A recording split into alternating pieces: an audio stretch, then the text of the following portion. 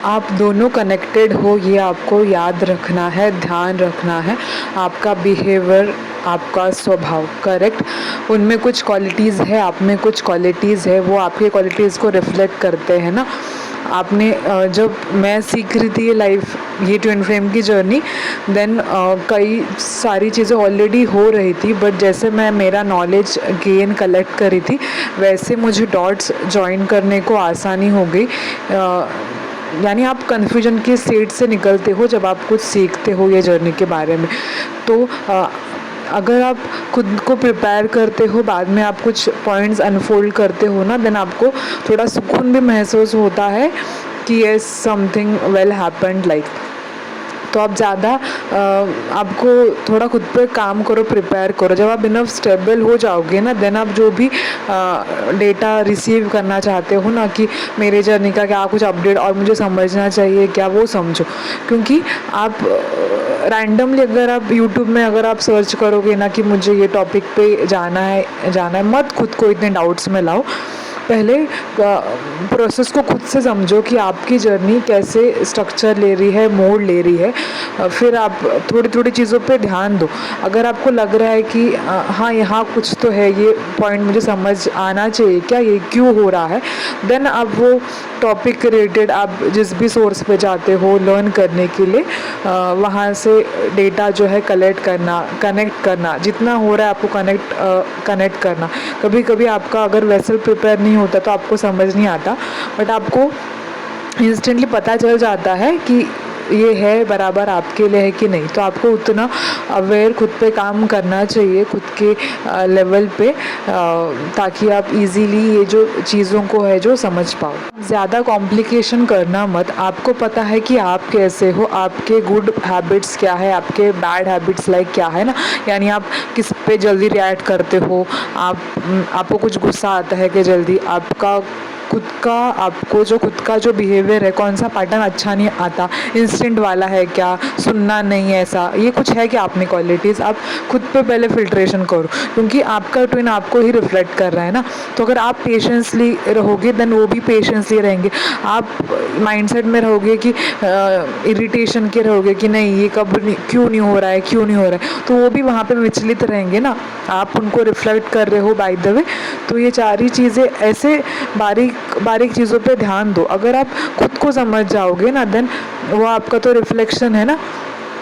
तो अगर आपने खुद के कुछ हैबिट्स पे कंट्रोल पा लिया, कि कुछ एक्शंस पे कंट्रोल पा लिया कि नहीं मुझे ऐसा बिहेव करना है, ऐसा नॉर्मल ये बराबर है, क्योंकि आपको आपके पार्टनर में क्या अच्छा नहीं लग रहा है कि वो वैसे बिहेव कर रहे हैं, बट वो क्या बिहेव कर रहे हैं वो आप हो, वही रिफ्लेक्ट कर रहे हैं ना, इनडायरेक्टली आपका रिफ्लेक्शन है वो।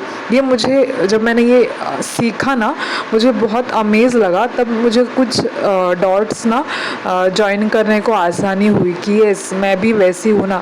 भले हमारा जो रिएक्शन रिस्पॉन्ड रहता है ना वो अलग अलग है, सिचुएशन हमारे सामने शायद अब एक आती होगी, बट हम respond as a twin flame, ऐसा मुझे लगता है कि डिवाइन, अगर हम फेमिनाइंस हो आप, तो मतलब हम में दोनों एनर्जीज रहती है, बैलेंसिंग रहता है। अब में दोनों एनर्जीज आपका जो बैलेंस है, अगर आप रिस्पॉन्ड कर रहे हो रिएक्ट के जगह ना, तो सारी चीज़ें ना बहुत ऐसे ही सुलझ जाती है। तो ये क्यों हुआ है, ये क्या हो रहा है, तो ये जगह पे ओके ये हो रहा है, आप इससे पहले एक्सेप्ट करो।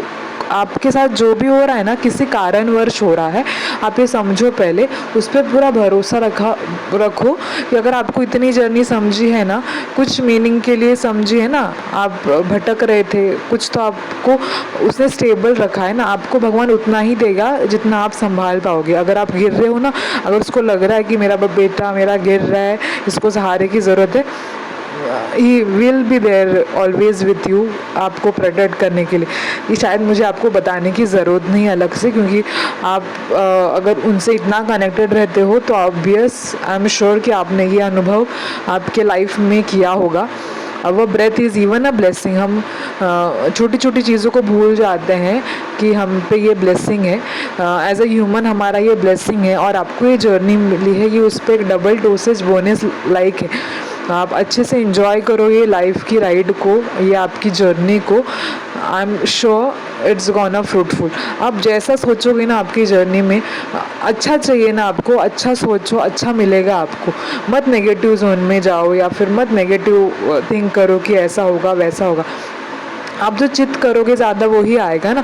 तो ऐसा ही फोकस करो कि सब अच्छा हो रहा है, जो आपके साथ जैसा आपको लग रहा है चाहिए आपको कि हाँ मेरी जर्नी ऐसी है, I am happy with my partner and all, ऐसा थिंक करो, फील करो, महसूस करो ना। भले आपके साथ तो अभी फ़िलहाल नहीं है बट उनकी एनर्जी आप फील करो, आपका वो सपोर्ट सिस्टम है। आप काम करो, जो भी कर रहे हो मन लगा के काम करो। जब आपको लग रहा है कि हाँ उनसे बात करनी है, ऐसी एनर्जी वाइज बातें कर लो, कुछ अच्छी मेमोरीज है आपकी, याद कर लो एक दूसरे के साथ। फ़िलहाल जो भी चल रहा है ना ठीक है, ये होना था बिकॉज कुछ तो कर्मा पेंडिंग था उनका भी, और शायद आप भी अगर एक साथ आते आप तो शायद आप इतना नहीं समझ पाते ना। ये आप भी समझिए, अगर हमें कुछ चीज़ें ईजिली मिल जाती हैं ना तो शायद हम उसमें बह जाते हैं और हम खुद पे काम करना रुक जाते हैं। तो इसके लिए कभी कभी ना मुझे भी डर लगता है कि अरे ये सब अच्छा हो रहा है तो मैं मेरी साधना प्रैक्टिस में मेरे तरफ से कुछ कम ज़्यादा ना हो जाए। नहीं, आपको आपका जो सेल्फ वर्क है, आप जो भी साधना करते हैं आप वो कीजिएगा। आप वो आपका सपोर्ट है, उसको कभी मत भूलना। अच्छे दिन आए बुरे दिन आए कभी मत भूलना, बिकॉज़ ये आपको पकड़ के रखेगा, ये आपको ग्राउंडेड रखेगा हमेशा। और आप में खुद में ना ये रिमाइंडर हमेशा रखना कि आपको कुछ भी हो जाए ना, आपको जिसने आपको सहारा दिया है या फिर जो प्रैक्टिस ने आपको उभारा है या फिर आपको बिल्ड किया है ना, उसको आप मतलब आपके अच्छे दिन आए आपके पार्टनर के साथ, इट्स गुड, बट तभी भी आपको ये भूलना नहीं है। I am just getting much emotional with this, but हाँ ये ज़रूरी है, आप ये चीज़ों को ध्यान दीजिएगा क्योंकि आपको कभी भटकना नहीं है। और आपकी साधना आप जो कर रहे हो हमेशा आप करते रहिए और आपका वो मार्गदर्शन अवश्य करते रहेंगे with time. Okay, I hope you found it helpful. Thank you and प्रणाम।